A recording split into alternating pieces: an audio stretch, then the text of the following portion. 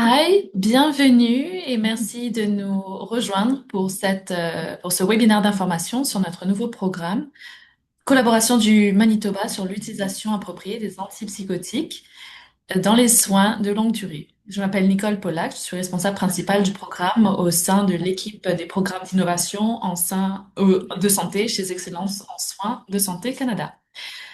Nous avons le plaisir de vous proposer une interprétation simultanée en français pour cette séance. Donc, si vous souhaitez entendre la voix de l'interprète, veuillez sélectionner français dans le menu d'interprétation situé en bas de votre écran. Nous vous invitons également à poser vos questions et à nous faire part de vos commentaires à tout moment pendant le webinaire, en anglais ou en français en utilisant le chat. Nous répondrons à vos questions lors de la séance de questions-réponses qui aura lieu à la fin du webinaire. Cette session est enregistrée et sera disponible sur notre website HEC dans les prochains jours.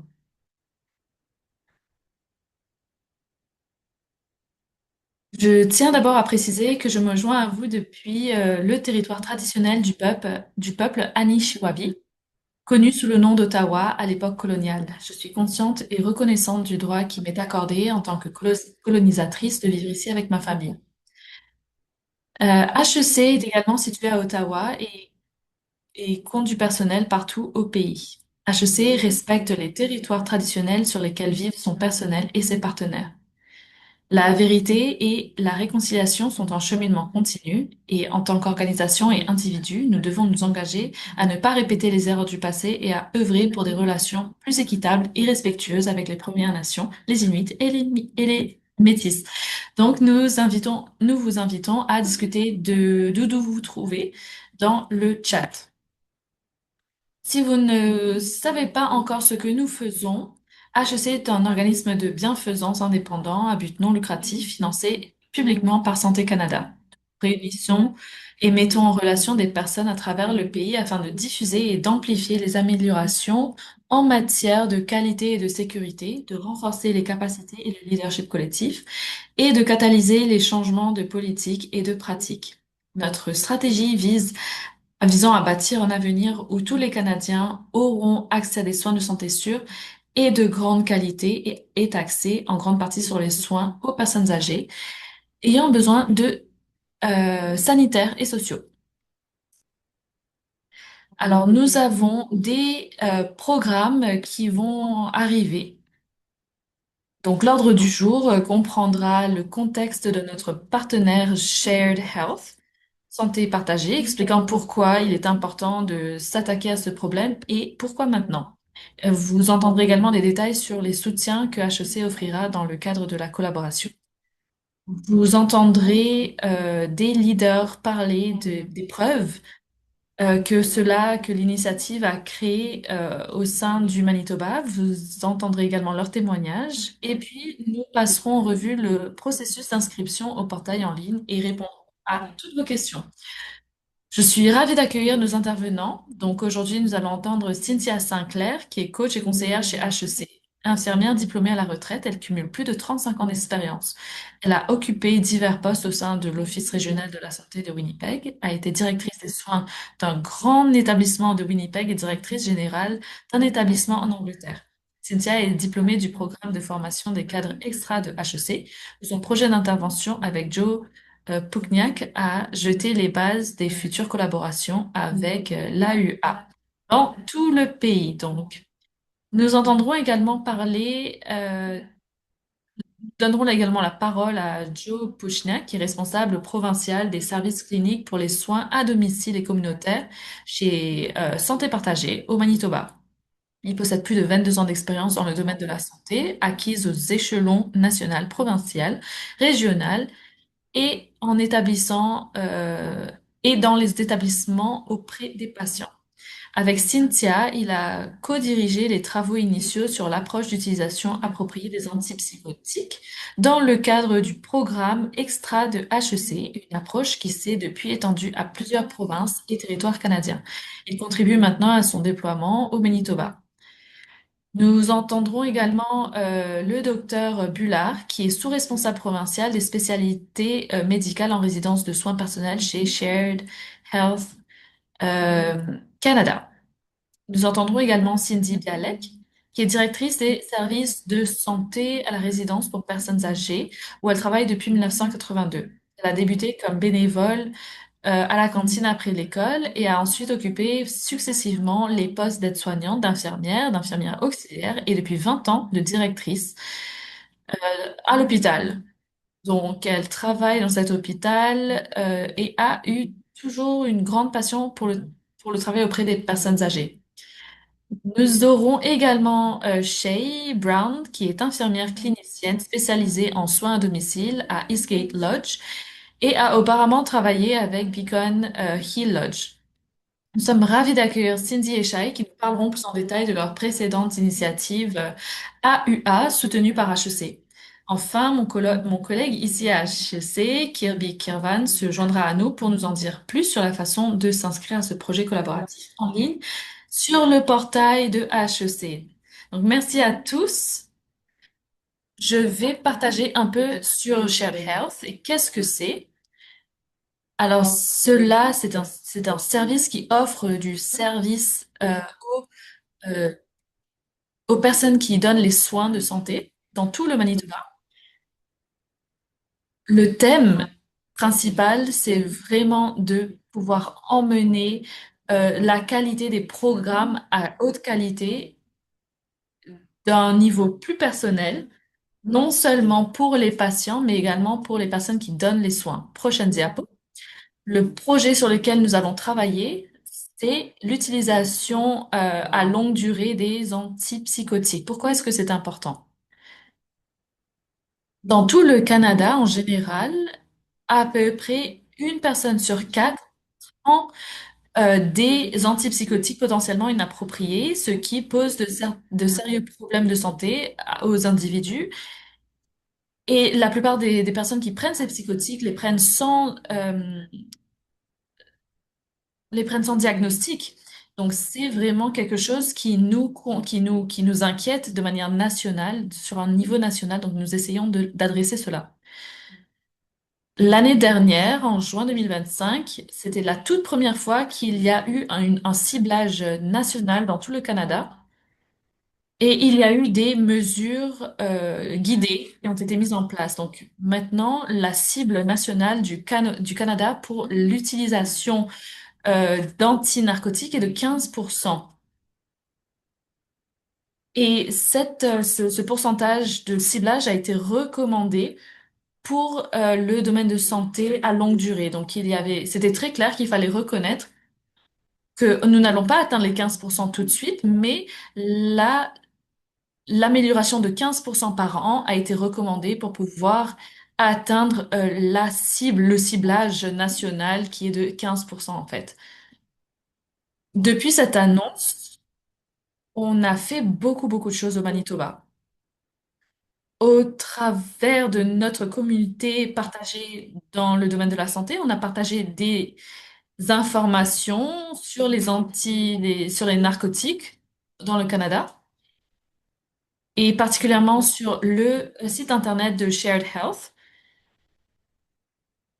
Donc, il y a plusieurs choses. Il y a des briefings, il y a des informations sur les résidents, pour les résidents et les familles qui doivent prendre ces antinarcotiques et également des informations pour les personnes qui prescrivent ces antinarcotiques. Et en plus de cela, on travaille avec du personnel psychiatrique et des médecins pour qu'ils soient informés sur ces projets et pour qu'ils puissent mieux informer les patients sur les comportements. Vraiment pour qu'on soit tous à la même page par rapport au ciblage et au pourcentage que nous voulons atteindre.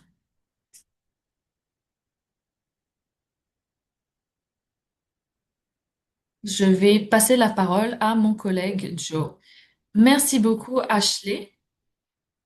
Alors maintenant, on va regarder, analyser les données sur ce thème. Alors, ces données ont été recueillies par le centre de Dipen. Nous avons récolté ces données ces 2 dernières années et nous voyons que, en général, nous voyons une amélioration dans tout le Manitoba qui est très positif. On a vu le taux le taux dans notre territoire est en baisse, donc c'est très positif. Il y a également 15% que nous n'avons pas pu inclure dans cette étude parce que c'était trop récent. Donc, nous voyons ici le pourcentage de patients qui sont sous antipsychotiques au Manitoba. Nous voyons qu'il y a différents taux qui montent et qui descendent.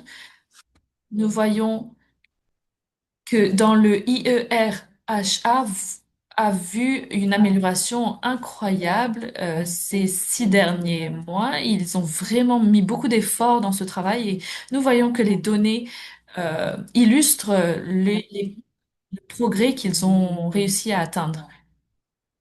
Et ça, c'est dans tout le domaine médical. Ils ont utilisé beaucoup de webinaires et je veux mentionner qu'il y a également d'autres travaux qu'ils se produisent dans tout le Manitoba et on veut vraiment construire sur ce travail collaboratif et ces projets qui ont déjà pris place. Donc, nous voyons sur cette slide qu'il y a approximativement 9597 lits disponibles dans tout le Manitoba. Dans tous ces lits approximativement disponibles dans tout le Manitoba, il y a à peu près 2850 résidents qui habitent au Manitoba qui ont été prescrits des antipsychotiques. Donc c'est énorme et nous sommes vraiment enthousiastes à l'idée de créer plus de projets pour pouvoir diminuer ce nombre. Par exemple, si un PCH a 30 personnes, sur 100 résidents, il y aura 30 personnes qui vont être prescrites des antipsychotiques. Donc, c'est juste pour vous donner un petit exemple, pour vous montrer en tout, dans le Manitoba, combien de personnes sont sous antidépresseurs, antipsychotiques.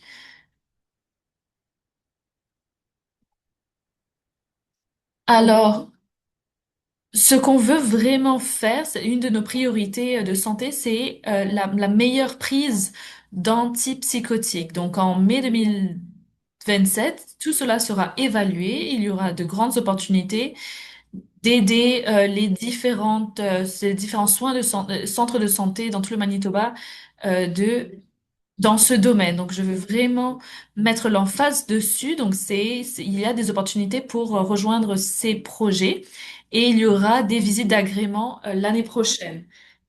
Je vais passer la parole à Nicole, mais avant de le faire, de la part de Santé Partagée et de notre équipe, on voulait remercier Nicole et toute son équipe de faire un partenariat avec nous. C'est vraiment une opportunité incroyable de faire ce projet dans tout le Manitoba et on est très reconnaissant pour le soutien d'HEC, de Santé Canada. Donc, à toi la parole, Nicole. Merci beaucoup. Je te rends les compliments et merci pour cette opportunité que j'ai de travailler également avec vous pour réduire la prise psychotiques dans tout le Manitoba. Alors maintenant, je vais vous partager, nous, avec Healthcare Canada, comment est-ce qu'on agit et comment est-ce que vous pouvez rejoindre ce collaboratif.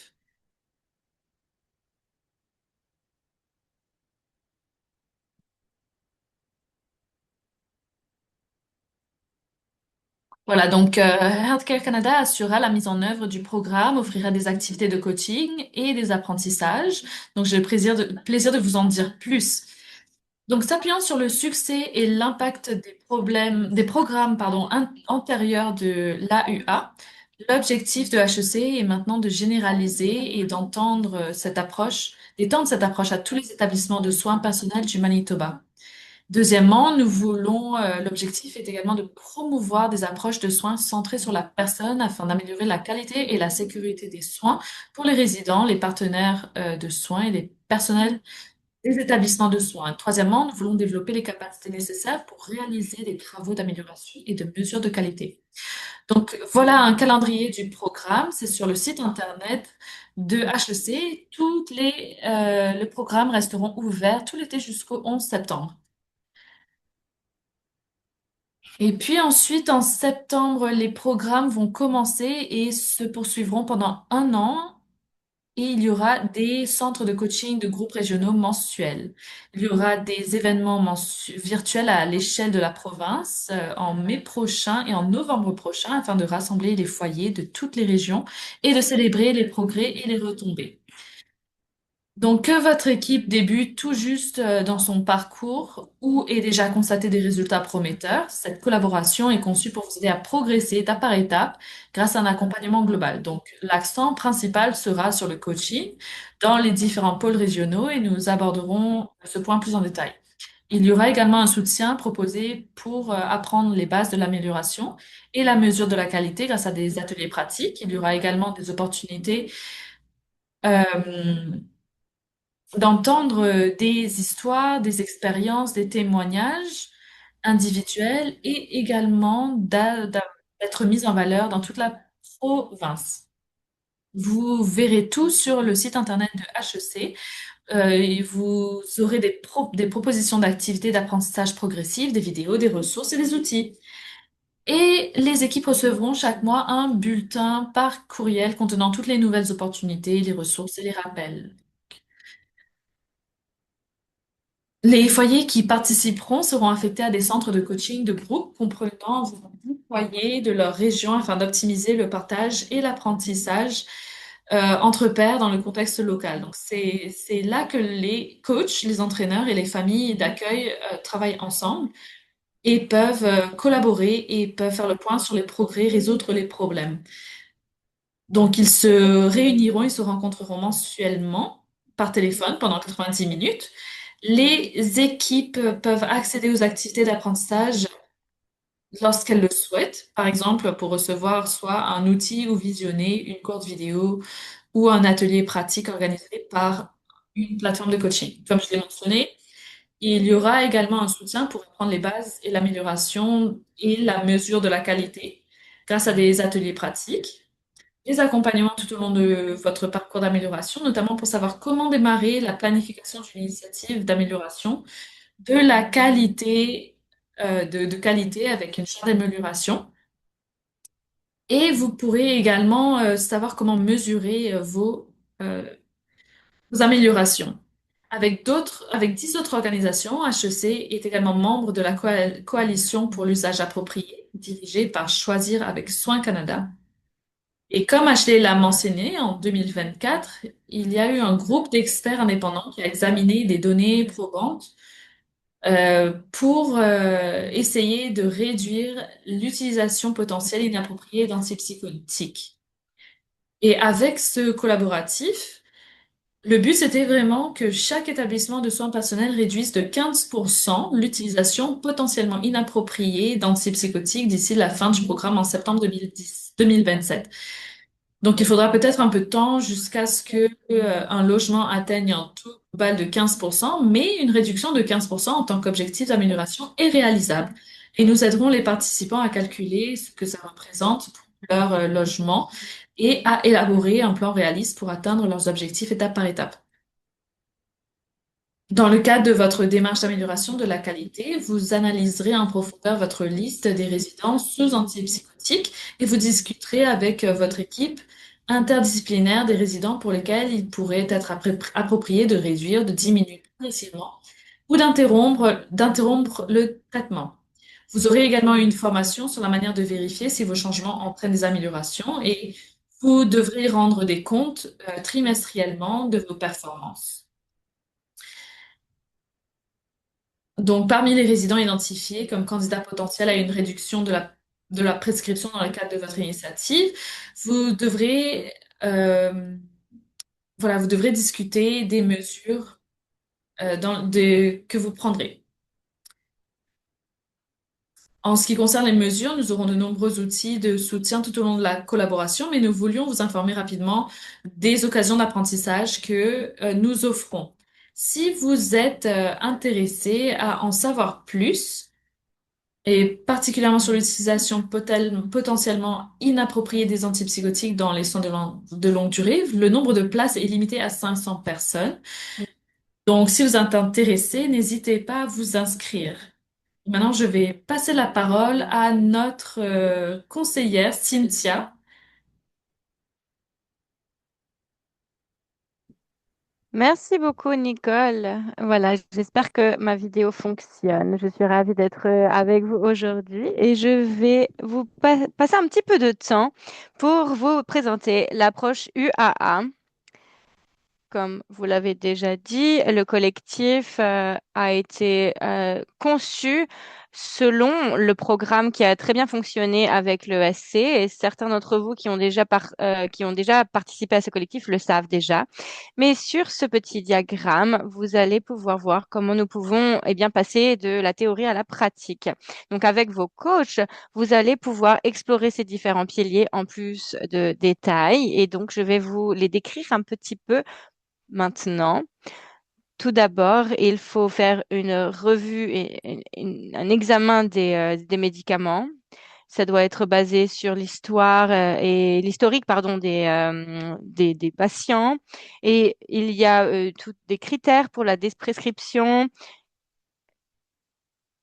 Et il faut aussi créer un programme de soins basé sur la personne. C'est pour améliorer les soins de soutien. Améliorer les soins et services de soutien, donc c'est le petit cercle vert. Il doit y avoir un programme clair pour les familles ainsi que pour le patient et les partenaires de soins. Ainsi, il y a réellement une opportunité de soutenir chaque personne. Il faudra aussi avoir des activités particulières pour cette personne et nous essayons de recréer un environnement le plus propice possible. Il faut également adopter une approche d'équipe. Ainsi, il faut que toute l'équipe soit impliquée, pas seulement les infirmières et infirmiers. Ces personnes doivent se rassembler pour avoir des discussions, des communications, pour formuler un programme et des approches.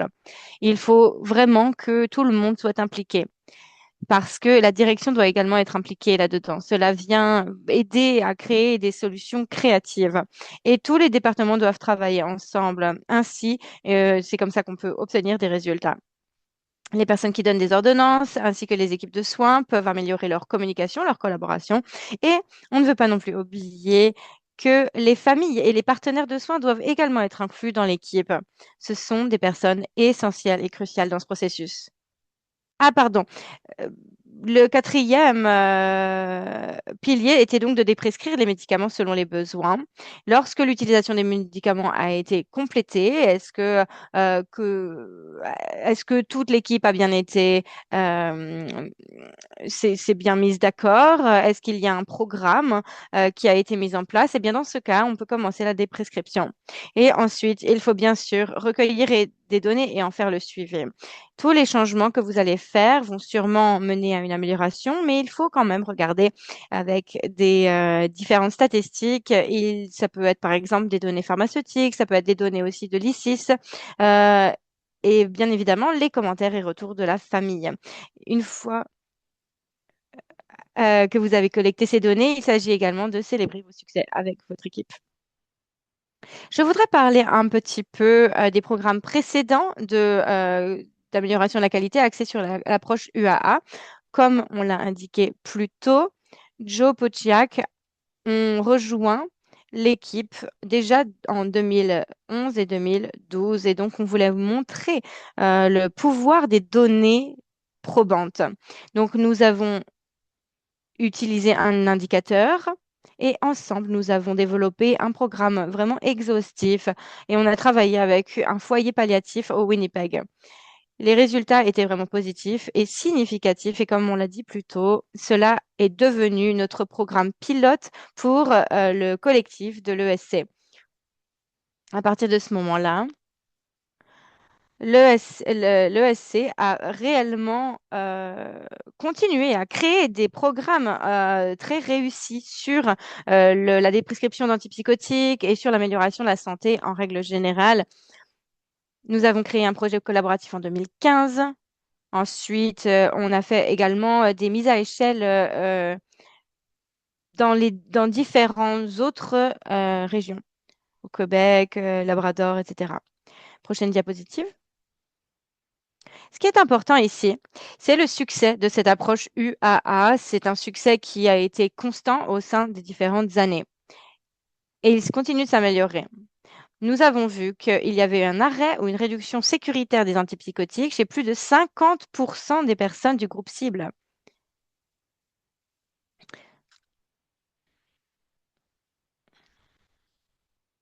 En plus, nous avons vu aucune augmentation des comportements réactifs, c'est très important.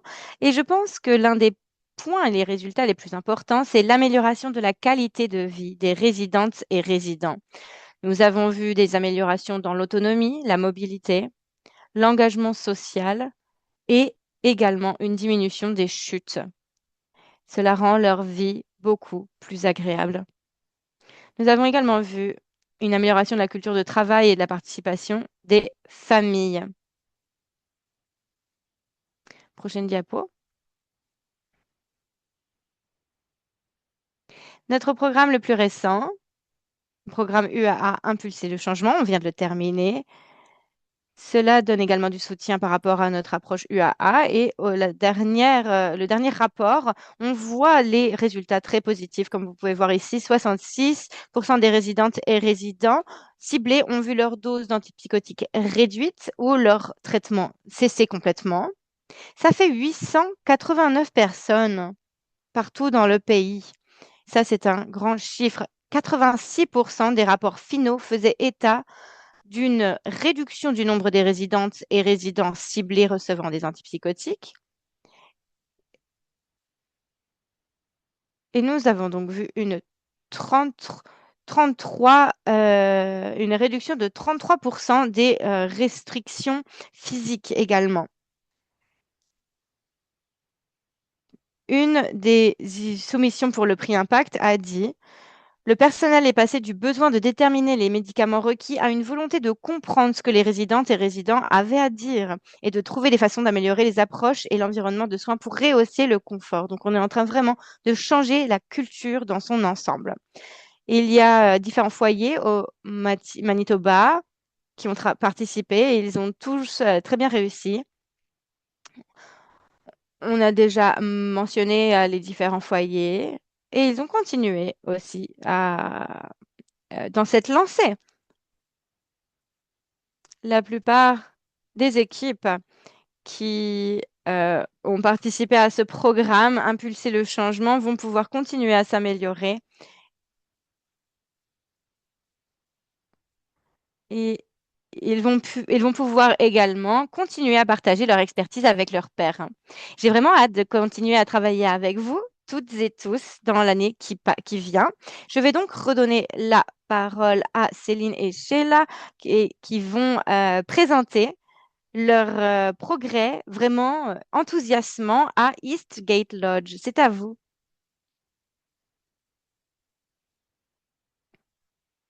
Merci Cynthia, merci de nous avoir invités aujourd'hui. On va partager nos réussites à Eastgate Lodge.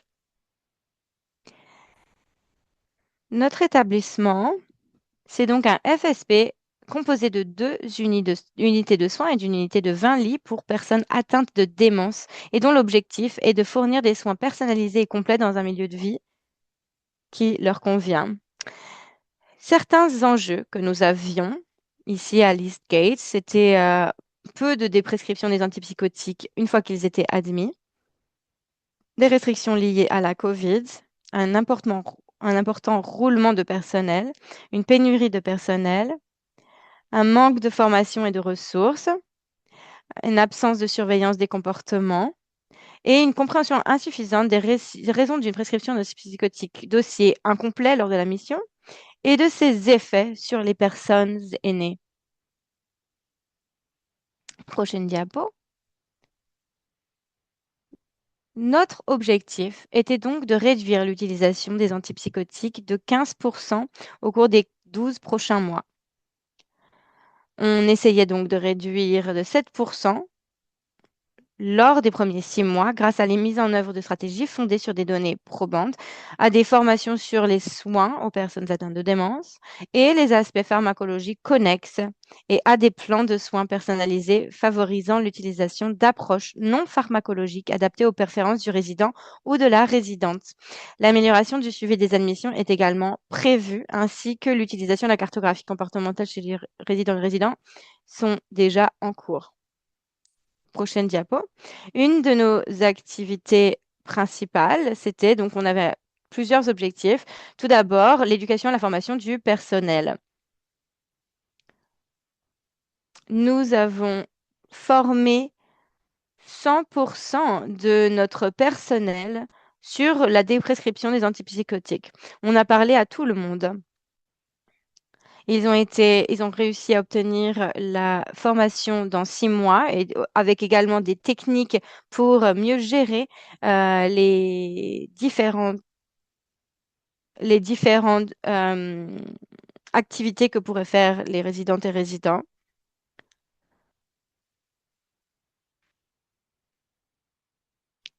Nous avions également des pharmaciennes ou pharmaciens qui ont pu faire une présentation pour tout le personnel sur les antipsychotiques.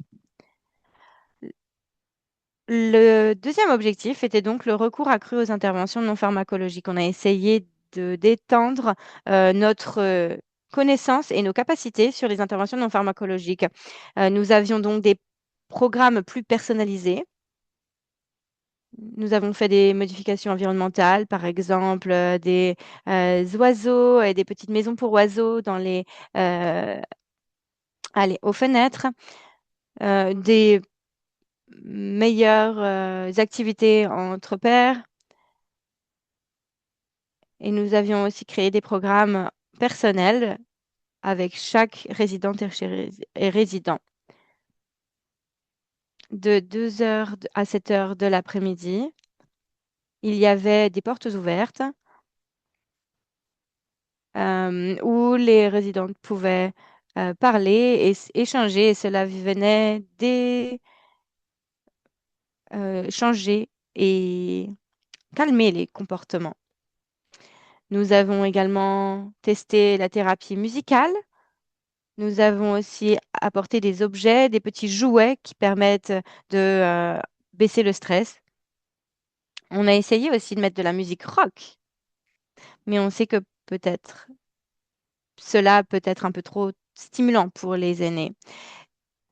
L'objectif 3, c'était la révision de la médication à intervalles réguliers. Nous avons essayé de parler et de surveiller les programmes médicamenteux de chaque résidente et résident. Nous avons tenu des évaluations. Et dans l'objectif 4, nous faisions une évaluation de la sécurité du bien-être des résidentes et résidentes. Nous avons également formé nos équipes pour regarder de manière très étroite les potentiels comportements défavorables à une déprescription, ainsi qu'un suivi après la déprescription. Ne fallait jamais donc assumer ou supposer que ces personnes pourraient forcément bien se sentir après cette déprescription. Après avoir identifié différentes lacunes, nous avons réussi à mieux gérer ce programme. Par rapport aux activités de soins centrés sur la personne, nous avons fait de la peinture, on a choisi des couleurs, on a fait de la recherche sur les couleurs qui pourraient être appropriées aussi pour des patients atteints de démence. Nous avons fait des activités créatives. Nous avions des carreaux magnétiques, nous avions des projecteurs, des poupées, etc. Toutes les unités avaient des résidents qui qui avaient des photos sur leur mur, par exemple. On a essayé aussi de mettre des autocollants sur le mur.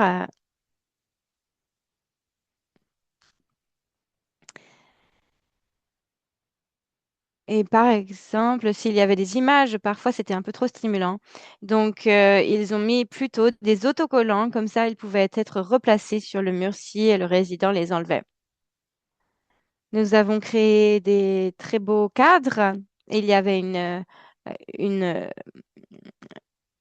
simplement un aspect plus agréable à regarder avec des cadres, avec la photo de la personne au milieu, son nom, etc. et toutes les informations. En tant que résultat, on peut partager que les résidentes et résidents se sentaient davantage respectés, entendus et valorisés. Ils ont donc une plus grande satisfaction et un meilleur bien-être émotionnel. Nous avons vraiment créé un angle d'approche différent. L'objectif était donc de répondre aux besoins émotionnels ou psychologiques non comblés plutôt que de traiter l'agitation, l'agressivité ou les comportements réactifs par des médicaments. Nous avons vu une réduction globale de 20% du nombre d'événements indésirables, tels que les chutes, la sédation, les symptômes extrapyramidaux et les hospitalisations. Nous avons vu qu'il y avait un renforcement des liens familiaux. Les résidents et résidentes sont moins somnolents et les liens avec les proches et le personnel se sont resserrés. Nous avons atteint notre cible de réduction de 16% et ce taux a même atteint 17% pendant la période de suivi. Et cela, c'était simplement sur la déprescription et non pas sur la réduction.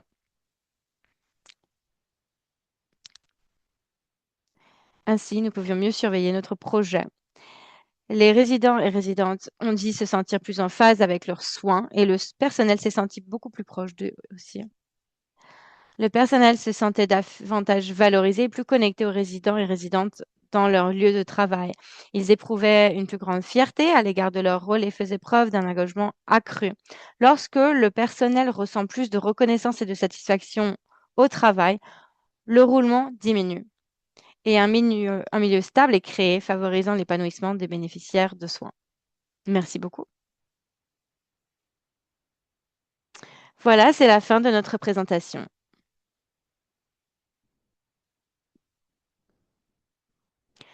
Merci beaucoup. On va prendre quelques minutes pour parler de l'inscription. Je m'appelle Kirby Curvan, je suis responsable de programme chez ESC. Je me trouve aujourd'hui sur le territoire non cédé de la nation Algonquin Anishinaabe, qu'on appelle maintenant Chelsea au Québec. Je voudrais prendre quelques minutes aujourd'hui pour vous expliquer la procédure d'inscription à ce programme, dont les inscriptions ouvrent aussi officiellement aujourd'hui. Pour commencer l'inscription, vous devrez vous connecter au portail communautaire de ESC. Vous pouvez y accéder directement depuis notre site web. Vous pouvez sélectionner Connexion au portail dans le menu de la barre supérieure de la page ou en cliquant directement sur le lien affiché à l'écran. Et une fois sur le portail, il vous suffit de cliquer sur Commencer. Si vous disposez déjà d'un compte sur le portail ESC, il vous suffit de saisir vos identifiants de connexion. Si vous êtes nouveau sur le portail, vous pouvez sélectionner S'inscrire maintenant pour créer un nouveau compte. Pour créer un nouveau compte utilisateur, vous serez invité à saisir et à vérifier votre adresse email, courriel. Une fois que vous aurez reçu le code de vérification dans votre boîte de réception, il vous suffira de saisir dans le formulaire pour terminer le processus de vérification. Vous pourrez ensuite compléter votre profil utilisateur et vous serez prêt à commencer. Une fois connecté, vous pouvez découvrir les offres actuelles et les possibilités de formation proposées par ESC. Pour postuler ou vous inscrire à une offre, vous pouvez cliquer sur le bouton Postuler ou Gérer les programmes afin d'accéder à la plateforme de gestion des programmes de ESC directement depuis le portail. Vous pouvez y consulter et soumettre des candidatures pour les offres ESC en cours, inviter d'autres personnes à collaborer sur votre candidature et gérer vos rapports. Sur la page d'accueil, vous trouverez une liste des offres actives de ESC, notamment notre nouveau programme Manitoba UAA Collectif, qui comprend les détails essentiels du programme, les dates clés et les conditions d'éligibilité. Pour commencer, cliquez sur le bouton Postuler maintenant et remplissez le formulaire de candidature du programme. Quelques conseils importants. Le portail n'enregistre pas automatiquement vos modifications. Donc, pensez à enregistrer régulièrement votre travail à l'aide du bouton Enregistrer situé en bas de la page. Vous pouvez remplir votre candidature en plusieurs fois à condition qu'elle soit soumise avant la date limite du 11 septembre. Vous pouvez également inviter des membres de votre équipe à collaborer, y compris un co-responsable. Ils recevront donc un email contenant les instructions pour rejoindre votre candidature une fois qu'ils auront créé un profil de connexion au système. Lorsque votre candidature est complète et que vous êtes prêt à soumettre, le bouton soumettre apparaîtra en bas à droite de votre écran, mais uniquement après avoir enregistré et fermé votre formulaire. N'oubliez pas qu'une fois la candidature soumise, vous ne pourrez plus y apporter de modifications. Une fois la candidature soumise, le chef d'équipe recevra un email de confirmation indiquant que sa candidature a bien été soumise. Une fois que le personnel de ESC aura examiné la candidature, le responsable de l'équipe recevra une notification par email indiquant que l'équipe a été admise au programme et qu'elle doit finaliser son inscription en signant l'accord de collaboration. Pour ce faire, le responsable de l'équipe devra se reconnecter au système et se rendre dans la section signature clarification demandée. Dans l'encadré gris à gauche de l'écran, ouvrez votre candidature et cliquez sur Modifier. Cliquez sur Modifier dans le coin supérieur droit de l'écran pour accéder de nouveau et remplir la dernière section du formulaire. Vous suivrez donc la même formulaire pour renvoyer votre formulaire à ESC une fois celui-ci complété. À ce stade, vous recevrez un message officiel de la part de ESC vous souhaitant la bienvenue dans le programme et vous indiquant les prochaines étapes à suivre pour vous intégrer et vous préparer au lancement du programme en septembre. Nous encourageons les équipes à s'inscrire le plus tôt possible afin de vous laisser suffisamment de temps pour rencontrer en tête-à-tête le coach qui vous sera attribué pendant la période estivale avant le début officiel du programme à la mi-septembre. Si à tout moment vous avez des questions sur le programme ou sur la procédure d'inscription, vous pouvez toujours nous contacter via la boîte de réception du programme que vous voyez à l'écran. Je vous redonne la parole. Si vous avez des questions, n'hésitez pas à les inscrire sur la boîte de chat. Je redonne la parole à Nicole. Super, merci beaucoup Kirby.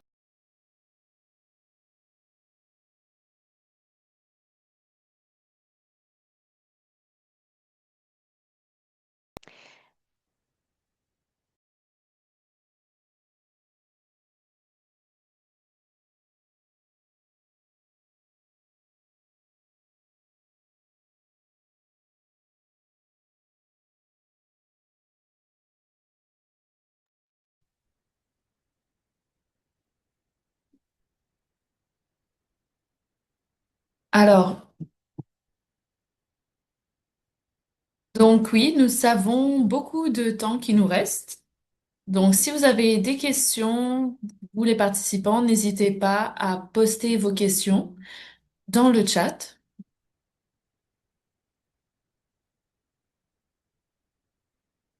Il y a, il y a une question que je voulais adresser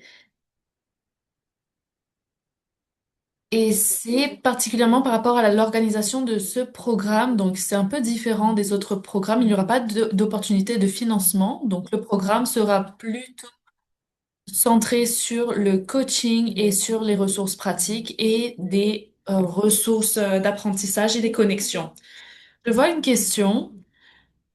Est-ce que c'est ouvert au Manitoba ou est-ce que c'est accessible également aux autres provinces? Donc, ce programme particulier est seulement pour le Manitoba.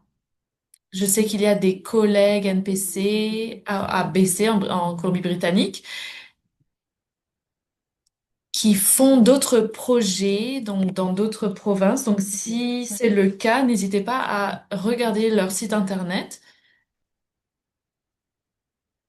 Et vous pouvez également vous inscrire à notre lettre de nouvelles à Excellence Santé Canada pour recevoir toutes ces options et toutes ces nouvelles. Alors, je vais inviter Cindy et Shay à revenir à la caméra.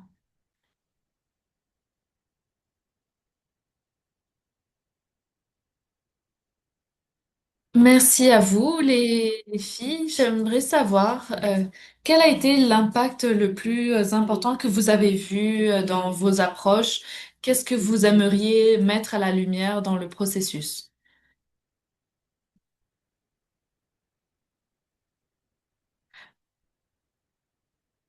Je pense qu'une des choses les plus importantes pour vraiment pouvoir répondre à ta question, on doit avoir les membres du personnel qui sont avec nous, qui sont derrière nous, avec nous.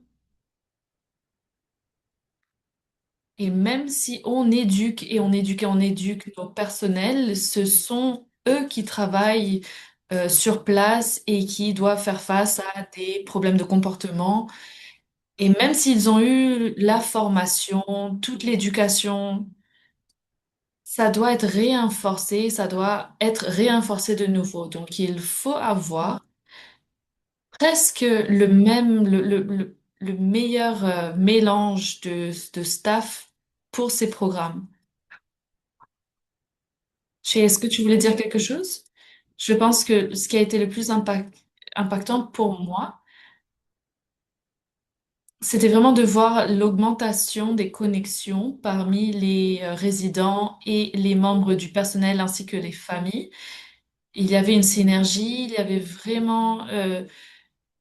c'était beau de voir les connexions en fait et de voir des relations se construire les uns avec les autres. Donc pour moi, c'était vraiment le plus grand impact que nous avons vu dans notre secteur, dans notre hôpital. Donc c'était vraiment super. Merci pour ce témoignage, ça nous montre réellement pourquoi tout ce qu'on fait est important. Merci Cynthia, c'est vraiment un bon point. Également, on peut avoir des plans et des projets, mais si on n'a pas la compréhension, ça va pas marcher avec nos membres du personnel et avec nos patients. Donc, merci d'avoir partagé cela. Est-ce qu'il y a autre chose que vous aimeriez partager avant que nous clôturions cette séance? Je vois qu'il y a une question dans le chat.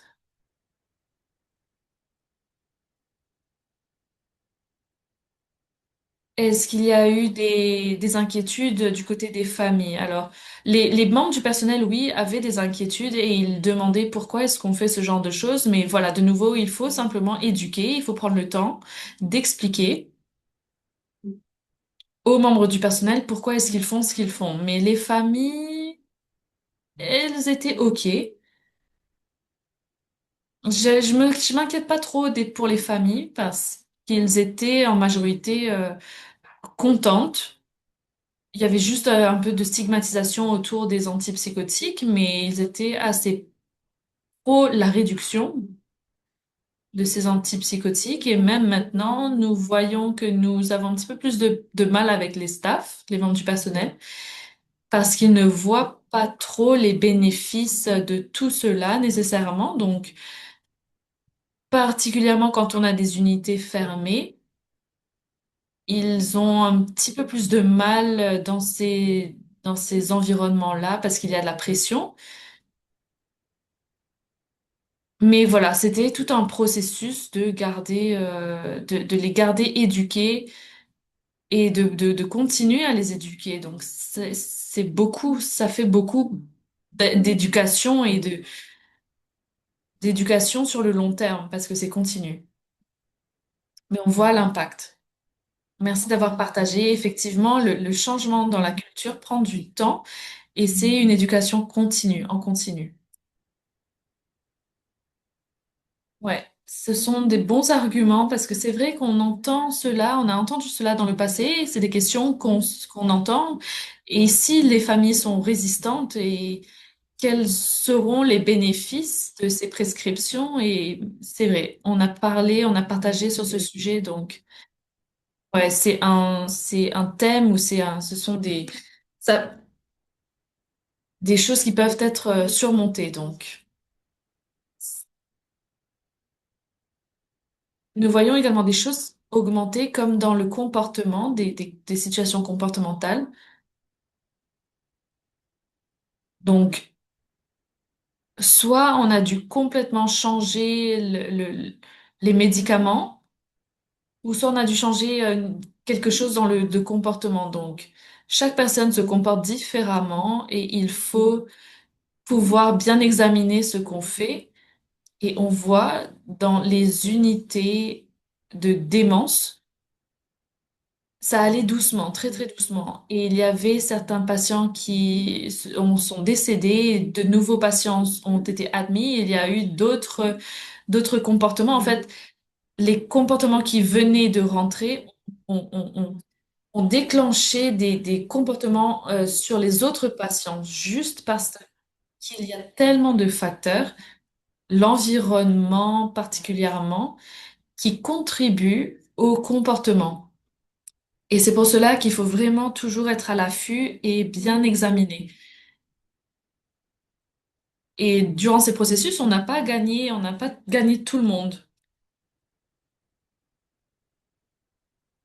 Il y avait une situation, une en particulière, qui a reçu des antipsychotiques beaucoup plus que ce que nous avions prescrit. Donc,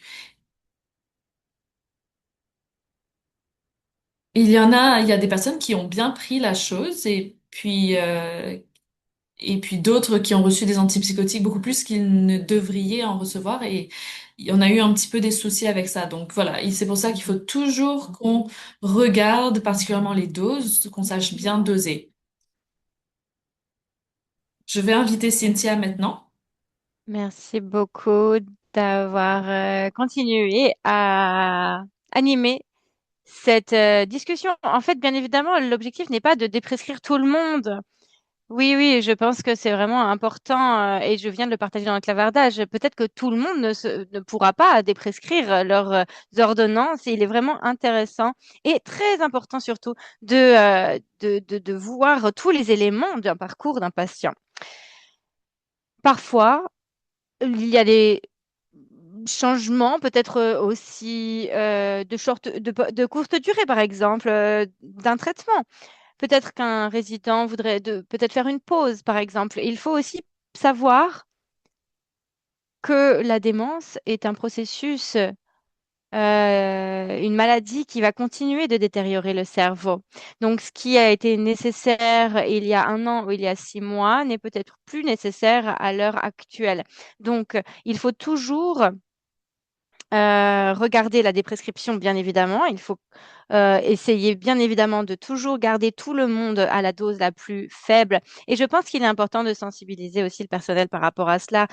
Parfois, il peut y avoir de la résistance au changement. Pourquoi est-ce qu'on fait ça? Mais je pense qu'il est important de communiquer avec eux le même message. C'est que ce n'est pas, il ne s'agit pas de dire que tout le monde doit se faire déprescrire ces antipsychotiques. Il s'agit plutôt de regarder chaque parcours, chaque chemin et on peut voir aussi si, si il y a des changements, si après la prescription, il faudra peut-être reprendre le traitement et c'est également une possibilité. Je pense qu'il est encore très important de planifier très précisément le parcours d'un patient et bien évidemment surveiller les différents tenants et aboutissants. J'espère que cela vous aide. J'espère que vous comprenez un peu mieux ce que j'essaie de dire. J'espère aussi que vous vous sentez à l'aise avec ce que je suis en train de dire. Merci, Cynthia. Et plus tard, quand vous présentiez, on a demandé si vous alliez partager votre rapport de progrès. Et en fait, pour pouvoir bien évidemment revoir quoi que ce soit dans ce webinaire, nous allons partager l'enregistrement. Ce sera disponible. Je crois qu'on a le temps pour une dernière question de Cynthia, pour Cynthia. E- Est-ce que nous pourrions considérer une augmentation du personnel pour pouvoir gérer les différences de comportement? En fait, on a vu que c'était l'inverse, en fait. On a remarqué que lorsqu'on déprescrivait, en fait, il y avait des résidentes et résidents qui reprenaient beaucoup d'autonomie et qui finalement n'avaient peut-être pas autant besoin de personnel. Donc, c'est quelque chose d'intéressant. Est-ce que vous voudriez dire quelque chose, Cynthia? Oui, moi je voudrais dire que par rapport à la déprescription, il y a des bénéfices, évidemment. Par exemple, des résidents peuvent être un peu plus indépendants, ils peuvent participer mieux. Donc, en fait, souvent, il y a des soins moins intensifs. Par exemple, considérez quelqu'un qui a une sédation très élevée Et par exemple, il a besoin que deux personnes puissent le porter, que deux personnes soient tout le temps, constamment avec elle. Eh bien, on se rend bien compte que lorsqu'on peut déprescrire ces antipsychotiques et qu'il reprend un peu d'autonomie, eh bien, il aura besoin de moins de main-d'œuvre. Et donc, au Manitoba, par exemple, on peut toujours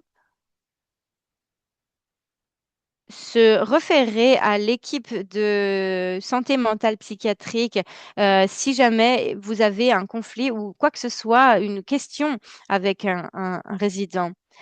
Donc, en essayant d'être honnête, je peux vous répondre que non, en général, vous n'allez pas obtenir plus de personnel. Par contre, vous allez travailler avec ce que vous avez, qui vous avez, et je pense qu'une bonne gestion de l'équipe est très importante et je pense que c'est une approche assez euh, positive. Oui, je suis d'accord. Je trouve qu'il faut travailler avec les équipes que nous avons. Mais par exemple, pour nous, nous avons quand même une autre personne, membre du personnel, et cette personne peut emmener les personnes en promenade, les emmener dehors, et cela nous aide. Mais c'est quelqu'un de temporaire. Mais cela nous aide aussi avec la gestion des différents comportements de la démence. Je pense que ça aide, bien sûr, d'avoir plus de monde, évidemment, dans certaines circonstances. Mais on ne veut pas non plus qu'il y ait trop de monde. Je pense qu'il faut avoir un peu des yeux derrière la tête, car tout cela bouge très vite. Très bien.